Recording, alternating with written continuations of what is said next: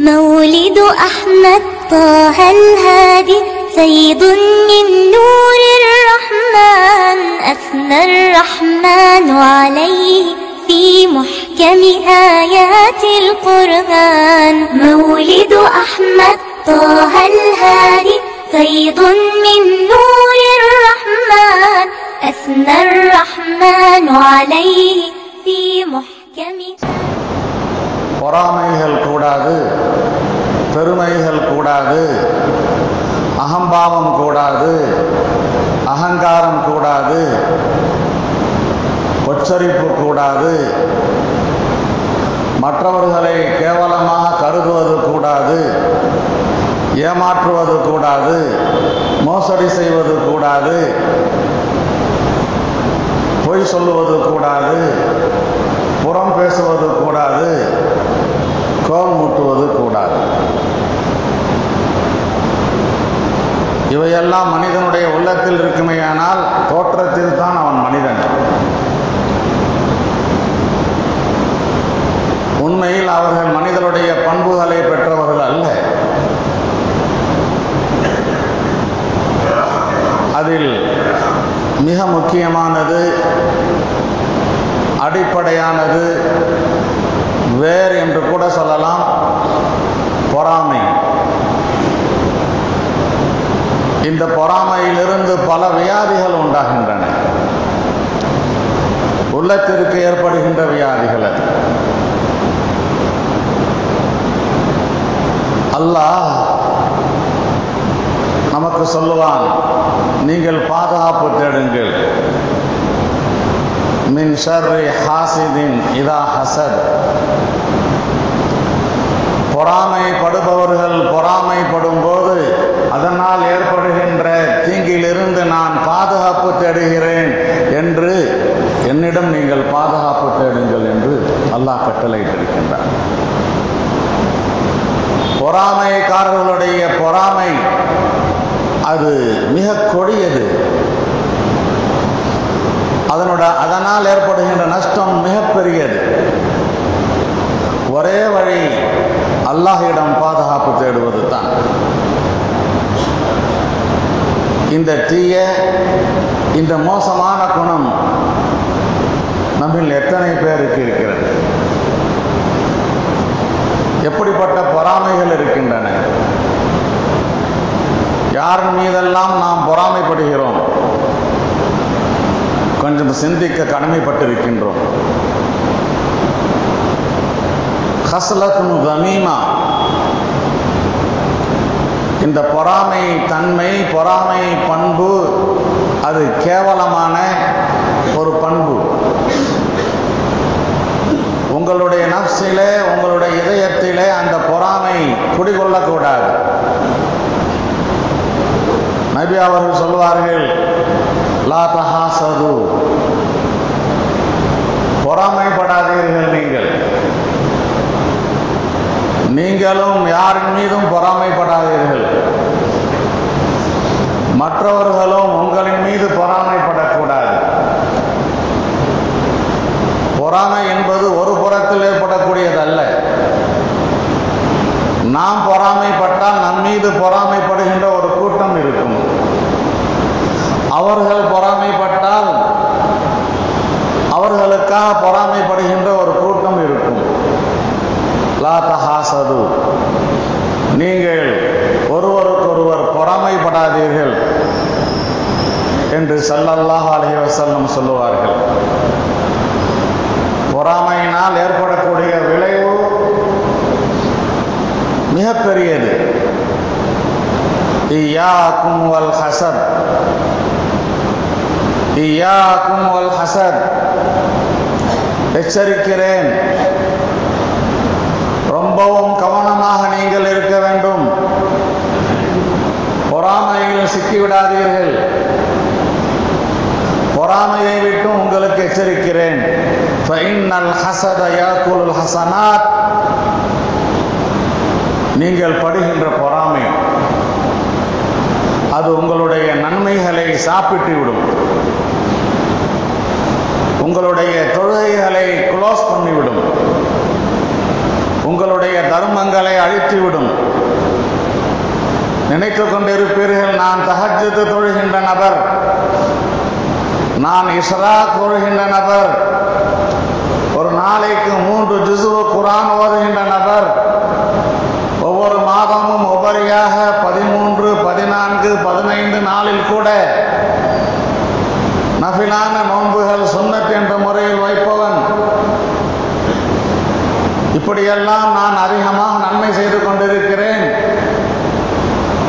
நிறைய சவாபுகள் மூட்டை மூட்டையாக எனக்கு குவிந்து கிடக்கும் என்று. ஆனால் அந்த குவிந்து கிடக்கின்ற அந்த சவாபுகளை சொல்வார்கள், உங்களுடைய உள்ளத்தில் பொறாமை இருக்குமையானால், கமா தாக்குலுன் நாருல் ஹதப், நெருப்புக்கு பக்கத்தில் விறகு இருந்தால் விறகை எப்படி அந்த நெருப்பு சாப்பிட்டு விடுமோ, விறகு விறகாக இருக்காதோ, அது சாம்பலாக ஆகிவிடுமோ அல்லது கறி கட்டையாக ஆகிவிடுமோ, அதை போன்று உங்களுடைய தொழுகை அது வீணாக ஆகிவிடும், நோன்பு வீணாக ஆகிவிடும், ஜகாத் வீணாக ஆகிவிடும். அல்லாஹ்வுடைய தர்பாரிலே வெறுங்கையோடு இருந்தால் கூட பரவாயில்லை, பாவ மூட்டைகளோடு நிற்க வேண்டிய ஒரு அவல நிலை ஏற்படும். சாதாரணமாக நினைத்து விடாதீர்கள் பொறாமையை. பொறாமை என்றால் என்ன? அன்பானவர்களே, பொறாமை என்றால் என்ன? வல் ஹஸத் ஹுவ கராஹியத்து உசூலன் நிஅமஹ இலல் கைர் வ தமன்னி ஸவாலுஹா. ஒரு சிறப்பு, ஒரு அந்தஸ்து, ஒரு மதிப்பு, ஒரு மரியாதை, செல்வ செழிப்பு அல்லது பதவி, இது இன்னொருவருக்கு கிடைப்பது, அது பிடிக்காமல் நமக்கு போகுவது, அவனுக்கு கிடைத்திருக்கின்ற அந்த பதவி பறிபோக வேண்டும், அவனுக்கு கிடைத்திருக்கின்ற அந்த பிரபல்யம் அழிக்கப்பட வேண்டும், அவனை எப்படியாவது நாற்காலியில் இருந்து கவிழ்க்க வேண்டும், அவன் வறுமையில் சிக்க வேண்டும், அவனுடைய செழிப்பு காய்ந்து போக வேண்டும் என்று இன்னொரு நபர் சிறப்பாக, உயர்வாக, அந்தஸ்தாக, மதிப்பாக இருக்கின்றதை பார்த்து மனம் வெந்து இவன் எப்போது பிச்சைக்காரனாக ஆகுவான், எப்போது இவனுடைய பதவி நீக்கப்படும் என்று கருதுவது இருக்கிறதே, இதுதான் பொறாமை. நமக்கு பிடிக்காமல் போய்விடுவார்கள். நம்மை விட அவன் எப்படி உயர்ந்து இருப்பது, நமக்கு தகுதி இருக்கிறது, நமக்கு கிடைக்கவில்லையே, இன்னொருவனுக்கு கிடைத்திருக்கிறதே என்று நினைப்பது இருக்கிறதே, இதுதான் பொறாமை. அன்பானவர்களே, அல்லாஹ் சொல்வான், யார் யாருக்கு என்ன கொடுக்க வேண்டும் என்பது எனக்கு தெரியும். பணக்காரர்களாக நான் ஆக்கியிருக்கிறேன், ஏழைகளாக நான் ஆக்கியிருக்கிறேன், நடுத்தரவாதிகளாக நான் ஆக்கியிருக்கிறேன், பதவியில் நான் அமர வைத்திருக்கிறேன், சிறப்பை நான் கொடுத்திருக்கிறேன், அந்தஸ்தை நான் கொடுத்திருக்கிறேன், பிரபல்யமுடையவனாக நான் ஆக்கியிருக்கிறேன். இதில் உனக்கு என்ன பொறாமை வேண்டியிருக்கிறது? நான் யாருக்கு என்ன கொடுத்திருக்கிறேனோ அது அநியாயமாக கொடுத்திருக்கிறேன் என்று நீ என்னை குற்றம் சாட்டுகின்றாயா? அன்பானவர்களே, நஹனு கஸம்னா பைனஹும் மஈஷதஹும் ஃபில் ஹயாத்தித் துன்யா. இந்த உலகத்திலே வாழும்போது நாம் அவருடைய வாழ்க்கையை எப்படி அமைக்க வேண்டும் என்று நாம் பங்கிட்டு கொடுத்திருக்கிறோம். நஹனு கஸம்னா பைனஹும் மஈஷதஹும் ஃபில் ஹயாத்தித் துன்யா. யார் யார் எப்படி இருக்கிறார்களோ அவைகளெல்லாம் ஏதோ மனிதர்கள் தங்களுடைய முயற்சியினால் பெற்றுக்கொண்டார்கள். நான் என்னுடைய முயற்சியினால் பெற்றுக்கொண்டேன். நான் என்னுடைய திறமையினால் பெற்றுக்கொண்டேன், எனக்கு அவர்கள் சிபாரிசு செய்தார்கள் கிடைத்து விட்டது, இவர்களுடைய ஆதரவு இருந்தது கிடைத்து விட்டது என்றெல்லாம் நினைத்து விடாதீர்கள். யார் ஆதரவு இருந்தால் என்ன, இல்லாவிட்டால் என்ன, அல்லாஹுடைய நாட்டத்தில் உங்களுக்கு என்ன கொடுக்க வேண்டும் என்று அல்லாஹ் இருந்திருந்தானோ அதுதான் கிடைத்திருக்கிறது. நஹனு கஸம்னா பைனஹும் மஈஷத்தஹும் ஃபில் ஹயாத்தித் துன்யா வ ரஃபஅனா பஅலஹும் ஃபௌக பஅலின் தரஜாத். சில பேரை விட அந்தஸ்தில் உயர்த்திருக்கிறோம், தரஜாவில் உயர்த்திருக்கிறோம், பதவி கொடுத்திருக்கிறோம். பதவி கொடுத்திருப்பதும் நாமே, பதவியிலிருந்து கீழே இறக்குவதும் நாமே. வரஃபஅனா பஅலஹும் ஃபௌக பஅலின் தரஜாத் லியத்தஹித பஅலுஹும் பஅலன் சுக்ரியா. ஏன், எதற்காக? சில பேர் வேறு சில இடத்தில் தங்களுடைய தேவைகளை நிறைவேற்றிக் கொள்வதற்காக. அல்லாஹ் சொல்கிறான், எல்லாரையும் ஒரே மாதிரியாக ஆக்க முடியும். நமக்கு வேலை செய்பவர்கள் யார்? நமக்கு துணையாக இருப்பவர்கள் யார்? எல்லோருக்கும் ஒரே சமமாக பொருளாதார பலத்தை கொடுத்து விட்டால் அந்த பொருளாதாரத்தில் உள்ளவர்களுக்கு தேவையானதை செய்து கொடுப்பவர்கள் யார்? எனவே நாம் இந்த ஏற்றத்தாழ்வை உண்டாக்கி இருக்கிறோம். நாம் மேலே இந்த உலகத்தில் கொடுத்தவர்கள் உயர்ந்தவர்கள் என்று நினைத்து விடாதீர்கள். நாம் கொடுக்காதவர்கள் மட்டமானவர்கள் என்று நினைத்து விடாதீர்கள். இந்த உலகத்தினுடைய சிறப்பும் உயர்வும் அந்தஸ்தும் பதவி இல்லாமையும், சிறந்த மனிதன், தாழ்ந்த மனிதன், மட்டமான மனிதன், உயர்ந்த மனிதன் என்பதற்கு இலக்கணம் அல்ல. இவையெல்லாம் நாம் கொடுத்து, சுதந்திரத்தையும் கொடுத்து, இஷ்டத்திற்கு நடப்பதற்கு உண்டான ஆற்றலையும் கொடுத்து, ஆசையையும் கொடுத்து, கட்டுப்பாடுகளை விதித்து, யார் இந்த கட்டுப்பாட்டுடன் வாழ்கிறார்களோ அவர்களுக்கு நான் மறு உலகிலே வெற்றியை கொடுத்து அந்தஸ்தை கொடுப்பேனே, அவர்கள் தான் உயர்ந்தவர்கள், அவர்கள் தான் உன்னதமானவர்கள். லியத்தஹித பஅலுஹும் பஅலன் சுக்ரியா வரஹ்மத்து ரப்பிக் கைரும் மிம்மா யஜ்மஊன். கடைசியில் முடிவாக சொல்கிறான், என்ன இருந்தால் என்ன, என்ன இல்லாவிட்டால் என்ன, உன்னிடம் இருக்கின்ற இந்த காசு, பணம், பதவி, அந்தஸ்து, பாரம்பரியம் இவைகளை பார்த்து ஏமாந்து விடாதே. நான் உனக்கு என்ன கொடுத்திருக்கிறேனோ அதை கொண்டு என்னுடைய ரஹமத்திற்கு தகுதி உடையவனாக நீ ஆகியிருக்கிறாயா? என்னுடைய அருளுக்கு தகுதி உடையவனாக நீ ஆகியிருக்கிறாயா? அல்ஹம்துலில்லாஹ். வரஹ்மத்து ரப்பிக கைரும் மிம்மா யஜ்மஊன். அந்த மக்கள் பொருளாதாரத்தில் டாப்பில் இருந்து என்னவெல்லாம் சேர்த்து வைத்திருக்கிறார்களோ, சேகரம் செய்து வைத்திருக்கிறார்களோ, அவர்கள் சேர்த்து வைத்திருக்கின்ற அத்தனையையும் விட என்னுடைய ரஹமத் அது சிறப்பிற்குரியது, மிக மிக சிறப்பிற்குரியது என்று அல்லாஹ் சொல்கிறான். எனவே நாம் யாரை எப்படி வைத்திருக்கிறானோ அது அல்லாஹுடைய நியதி, அல்லாஹுடைய ஏற்பாடு, அல்லாஹுடைய தக்தீர், அல்லாஹுடைய எழுத்து. அதை நாம் பொறாமைப்பட்டால் அல்லாஹுடைய திட்டத்தை, அல்லாஹுடைய ஹிக்மத்தை ஆட்சேபனை செய்வதை போன்றிருக்கிறது.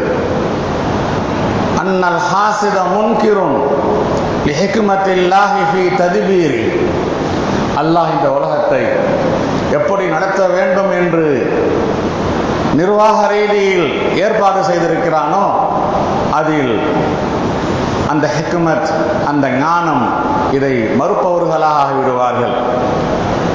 அல்லாஹ் யோதி, அல்லாஹ் கொடுப்பான். அல்லாஹ் யம்னவ், அல்லாஹ் தடுப்பான். லிஹிக்மத்தின் பாலிகா, மிகப்பான மிகப்பெரிய ஏதோ ஒரு நுட்பத்தின் காரணமாக நமக்கு அது தெரியாது. அன்பானவர்களே, இந்த பொறாமை இன்று நேற்று ஏற்பட்டது அல்ல, மனித இனத்தில் தான் ஏற்பட்டது அல்ல. மனிதனுக்கு முன்னால் ஷைத்தானுடைய உள்ளத்திலேயே ஏற்பட்டு விட்டது. ஆதம் அலைஹிஸ்ஸலாம் படைக்கப்பட்டார்கள்.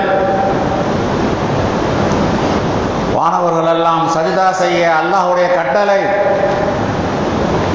எல்லா வானவர்களும் ஆதம் அலைஹிஸ்ஸலாமுக்கு மரியாதை நிமித்தம் அல்லாஹ்வுடைய கட்டளைக்கு கீழ் பணிந்து சஜிதா செய்தார்கள்.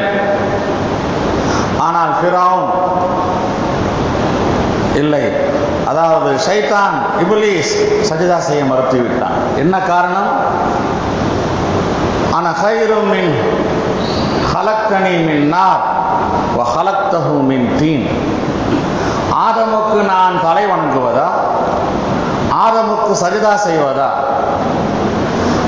அவர் மண்ணினால் படைக்கப்பட்டவர், நான் நெருப்பினால் படைக்கப்பட்டவன். நெருப்பினால் படைக்கப்பட்ட உயர்ந்தவன் நான். மண்ணினால் படைக்கப்பட்ட அவர் சாதாரணமானவர். தரையில் கிடக்கும் மண் பூமியில் இருந்தாலும் கொழுந்து விட்டு மேல் நோக்கி எரியும் நெருப்பு. நான் எப்படி தலை குனிவது என்று அவன் பொறாமைப்பட்டு சஜிதா செய்ய மறுத்துவிட்டான். ஆகவே மனிதர்கள் தோன்றுவதற்கு முன்பு ஆரம்பமாக ஷைத்தானிடம் தான் ஹசத் ஏற்பட்டது, இந்த பொறாமை ஏற்பட்டது. இந்த பொறாமை எதனால் ஏற்பட்டது? பெருமையின் காரணமாக. பொறாமை இருந்தால் பெருமை இருக்கும், பெருமை இருந்தால் பொறாமை இருக்கும். நான் பெரியவன், அவன் மட்டமானவன் என்ற நிலை. எனக்கல்லவா இது கிடைத்திருக்க வேண்டும், அவனுக்கு என்ன தகுதி இருக்கிறது? அல்லாஹ் தன்னுடைய தூதர்களை அனுப்பும் போது அப்படித்தான் அந்த காலத்துடைய பணக்காரர்கள் எல்லாம் சொன்னார்கள், நாங்கள் கோடீஸ்வரர்கள், எங்களிடம் பங்களா இருக்கிறது, அது இருக்கிறது, இது இருக்கிறது. இதோ முகம்மது, இவருக்கு என்ன இருக்கிறது? பிறக்கும் போதே அனாதை, ஏதேனும் சொத்து இருக்கிறதா, சுகம் இருக்கிறதா? அவருக்கா அந்த தூதர் பதவி என்று பொறாமைப்பட்டார்கள். உண்மை என்று தெரிந்திருந்தும் கூட முஹம்மது ஸல்லல்லாஹு அலைஹி வஸல்லம் அல்லாஹ்வுடைய தூதர் என்று அந்த வங்காபிர்களை ஈமான் கொள்ளாமல் தடுத்தது இந்த பொறாமைத்தான், பொறாமையினால் ஏற்பட்ட பெருமைத்தான். எனவே சிஃபத், இந்த ஹசத் என்பது மோசமான படைப்புகளுடைய பண்பாக இருக்கிறது, ஷைத்தான் இப்லீஸுடைய பண்பாக இருக்கிறது. அடுத்து மனிதர்கள் படைக்கப்பட்டு, ஆதம் அலைஹிஸ்ஸலாம் படைக்கப்பட்டு, இந்த பொறாமை என்ன வேலை செய்தது? சொர்க்கலோகத்திலே நாமெல்லாம் இருந்தோம். நம்முடைய தந்தை ஆதம் அலைஹிஸ்ஸலாம் இருந்தார்கள், நம்முடைய தாய் ஹவ்வா அலைஹிஸ்ஸலாம் இருந்தார்கள். எப்படியோ சூழ்ச்சி செய்து அந்த பொறாமையின் காரணமாகத்தான் அந்த சுகபோகங்களில் இருந்து இந்த உலகிற்கு அனுப்பப்பட இப்லீஸ் காரணமாக இருந்தான். அந்த இப்லீஸ் பயன்படுத்தியது அந்த ஹசத், அவனை தூண்டியது அந்த பொறாமைத்தான். எனவே நாம் இப்போது கஷ்டப்படுகிறோம் என்றால், இப்போது நாம் பரீட்சையில் பாஸ் ஆனால் தான் சொர்க்கம் கிடைக்கும், இல்லை என்றால் நரகம்தான் என்ற நிலை ஏன் ஏற்பட்டது என்றால் ஷைத்தானில் உண்டான அந்த பொறாமையின் காரணமாகத்தான். எனவே ஷைத்தானுடைய பொறாமையினால் எவ்வளவு பெரிய விளைவு, எவ்வளவு பெரிய நஷ்டம் ஏற்பட்டிருக்கிறதோ அதை போன்று தான் நாம் பொறாமைப்பட்டால் நமக்கும் நஷ்டம் ஏற்படும், பிறருக்கும் நஷ்டம் ஏற்படும். கடைசியில் ஆதம் அலைஹிஸ்ஸலாமுடைய 2 மகன்கள், ஒருவர் பெயர் காபீல், இன்னொருவர் பெயர் ஹாபீல்.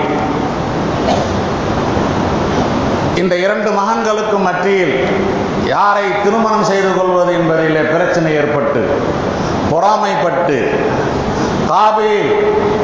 காபீல் விரும்பிய பெண்ணை திருமணம் செய்து கொள்ள முடியவில்லை என்பதற்காக அந்த பெண் ஹாபீலுக்கு போகுவதன் காரணமாக அந்த காபீல் என்ற அந்த மூத்த சகோதரர் ஹாபீலை கொன்றுவிட்டார். பொறாமை, என்னுடன் பிறந்த என்னுடைய சகோதரி எனக்கல்லவா கிடைக்க வேண்டும்,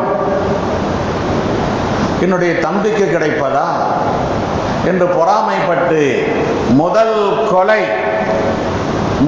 கொலை மனித இனத்திலே இந்த பொறாமையின் காரணமாகத்தான் ஏற்பட்டது. எனவே பொறாமை உம்முல் ஹபாய், பாவங்களுடைய அது தாயாக இருக்கிறது. பொறாமை வந்துவிட்டால் எல்லா தீய குணங்களும் ஏற்பட்டுவிடும். சொல்லுவான் அல்லாஹ், பொறாமை என்பது முஸ்லிம்களுடைய பண்பாக இருக்கக்கூடாது. எந்த முஸ்லிமும் யாரின் மீதும் பொறாமைப்படக்கூடாது, சந்தோஷப்பட வேண்டும். அல்ஹம்துலில்லாஹ், அல்லாஹ் கொடுத்திருக்கிறான், அல்லாஹுக்கு எல்லாம் தெரியும், அவர் அதற்கு தகுதி உடையவர் என்று பொறாமைப்படாமல் பொருந்தி கொள்ள வேண்டும். அன்பானவர்களே, பொறாமைப்பட்டு அவன் எப்போது நாசமாகுவான், எப்போது அழிவு பெறுவான், எப்போது வீழ்ந்து போகுவான், எப்போது நெடுமையில் வருவான், எப்போது அவனுடைய பதவி இறக்கப்படும் என்றெல்லாம் நினைத்து கொண்டிருப்பதிருக்கிறதே, மோசமான ஒரு நிலை. இந்த நிலை ஏற்படவே கூடாது. இது யூதர்களுடைய சிஃபத் என்று சொல்கிறான். வத்த கதீரும் மின் அஹ்லில் கிதாப் லவ் யருத்தூனகும் மின் பாதி ஈமானிக்கும் குஃபாரா ஹஸதம் மின் இன்தி அன்ஃபுஸிஹிம். இவர்களெல்லாம் இந்த முஸ்லிம்களை பார்த்து பொறாமைப்பட்டு, இவர்கள் எப்போது திரும்பவும் இஸ்லாத்தை விட்டு காஃபிராக ஆகுவார்கள், ஈமானை விட்டு காஃபிராக ஆகுவார்கள், இவர்களுக்கு ஈமானுடைய நசீப் கிடைத்து விட்டதே, இவர்களுக்கு கிடைக்கக்கூடாது என்று பொறாமைப்படுகிறார்கள். ஹஸதன் மின் இன்தி அன்ஃபுஸிஹிம் மின் பாதி மா தபய்யன லஹுமுல் ஹக்.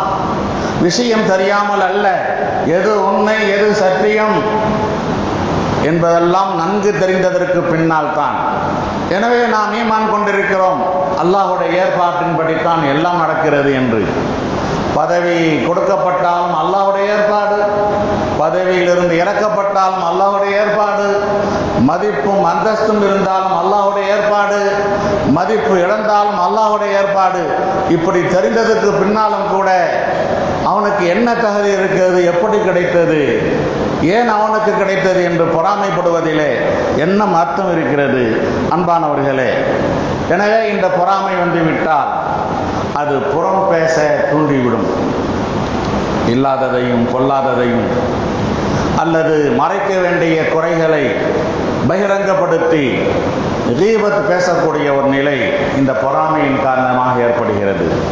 புறம் பேச வேண்டிய ஒரு நிலை இந்த பொறாமையின் காரணமாக ஏற்படுகிறது.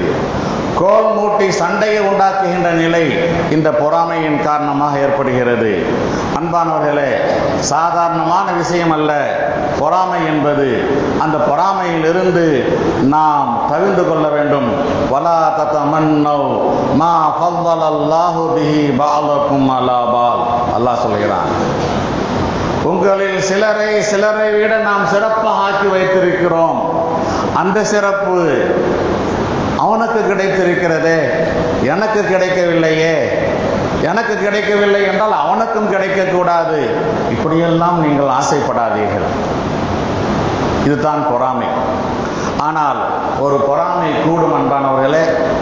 ஒருவர் சிறப்பாக இருக்கிறார், அந்தஸ்தாக இருக்கிறார், பெயரோடு இருக்கிறார், புகழோடு இருக்கிறார். அவர் எப்படி இருக்கிறாரோ அப்படி நானும் ஆக வேண்டும்.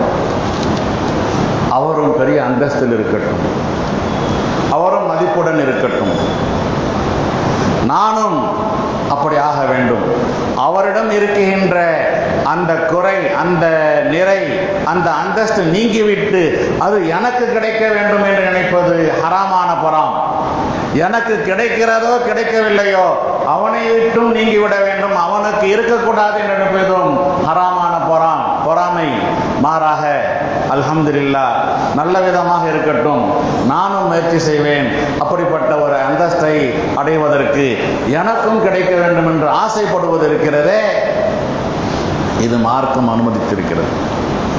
நாம் முன்னேற வேண்டும் என்று ஆசைப்படலாமே தவிர முன்னேறி இருப்பவர்கள் அவர்கள் பின்னேற வேண்டும், பின்தங்கிவிட வேண்டும் என்று யாரையும் தாழ்த்திவிடக்கூடிய ஒரு தன்மை இருக்கக்கூடாது. எனவே பண்பாளர்களாக நாம் ஆக வேண்டும் என்றால் உயர்ந்த குணங்கள் நம்மிடம் குடிக்கொண்டிருக்க வேண்டும். முதல் கட்டம், இந்த குணங்கள் இருக்கக்கூடாத குணங்கள் நம்மை விட்டு அகன்றிவிட வேண்டும். இதுதான் அசல். சாக்கடையை சுத்தம் செய்ய வேண்டும். சுத்தம் செய்துவிட்டு நறுமண பொருட்களை அங்கே பூச வேண்டும். சாக்கடை சாக்கடையாக இருக்கும்போது, அழுக்காக இருக்கும்போது, நாற்றமாக இருக்கும்போது அத்தர் பாட்டில் எத்தனை ஊற்றினாலும் எந்த நறுமணமும் வெளியே தெரியாது. எனவே உயர்ந்த பண்புகள் நாம் உடையவர்களாக வேண்டும் என்றால் எந்த பண்புகள் நம்மிடம் இருக்கக்கூடாதோ அந்த பண்புகளை அகற்றுங்கள். இன்ஷா அல்லாஹ் தஆலா உயர்ந்த குணங்கள் அங்கே குடிக்கொண்டு விடும். அல்ஹம்துலில்லாஹ். அல்லாஹ்வினுடைய அடியார்களே, இன்ஷா அல்லாஹ் தஆலா வரக்கூடிய புதன்கிழமை மாலை அசரிலிருந்து ஆண்டுகள் தோறும் நாம் நடத்துகின்ற புகாரி ஷரீஃபுடைய மஜ்லிஸ் தொடங்க இருக்கிறது. பரக்கத்து நிறைந்த மஜ்லிஸ், அல்லாஹுடைய ரஹ்மத் இறங்குகின்ற மஜ்லிஸ். அந்த நபி அவருடைய புனிதமான நாவிலிருந்து ஓதப்பட்ட சொல்லப்பட்ட அந்த வார்த்தைகள், அதை ஓதுவதும் இபாதத், அதை செவியுறுவதும் இபாதத். அந்த மஜ்லிஸில் ஒரு 1/4 மணி நேரம், ஒரு 10 நிமிடமாவது வந்து உட்கார்ந்து விட்டு செல்லுங்கள். அங்கே என்ன ஓதப்படுகிறது? அரபு மொழியில் ஓதப்படுகிறது. எங்களுக்கு என்ன புரியும் ஹஸ்ரத் என்று கேட்காதீர்கள். அல்லாஹுடைய தூதருடைய நாவிலிருந்து மொழியப்பட்ட அந்த வார்த்தைக்கு அவ்வளோ பவர் இருக்கிறது. அந்த மஜ்லிஸிலே அல்லாஹுடைய ரஹ்மத் இறங்குகிறது. ஒரு 5 நிமிஷம் 10 நிமிடம் உட்கார்ந்து ஏதோ நம் புகாரி ஷரீஃப் நடத்தப்படுகிறது. ஆண்டுகள் தோறும் நாம் நன்கொடை கொடுக்கிறோம், உதவிகள் செய்கிறோம். நம்முடைய வேலை முடிந்து விட்டதல்ல. அவைகளெல்லாம் தேவை என்பதை விட, அவைகளெல்லாம் உயர்ந்த பண்பு என்பதை விட, தாங்கள் வந்து ஒவ்வொரு நாளும் கொஞ்ச நேரமாவது ஒரு 5 நிமிஷம் 10 நிமிடம் உட்காந்துட்டு போனால் அதில் பெரிய பரக்கத்து இருக்கும். இன்ஷா அல்லாஹ் தஆலா தாங்களுக்கெல்லாம் அழைப்பு கொடுக்கிறோம். 30 நாள் தொடர்ந்து நடைபெறும். தாங்களும் அந்த மஜ்லிஸில் வந்து கலந்து கொண்டு அந்த ரஹமத்தை பரக்கத்தை பெறுமாறு அன்போடு கேட்டுக்கொள்கிறோம். உயர்ந்த பண்பாளர்களாக, இருக்கக்கூடாத குணங்கள் இல்லாதவர்களாக அல்லாஹ் உங்களையும் என்னையும் ஆக்கி வைப்பானாக. வாஹிரு தாவானா அனில் ஹம்துலில்லாஹி ரப்பில் ஆலமீன்.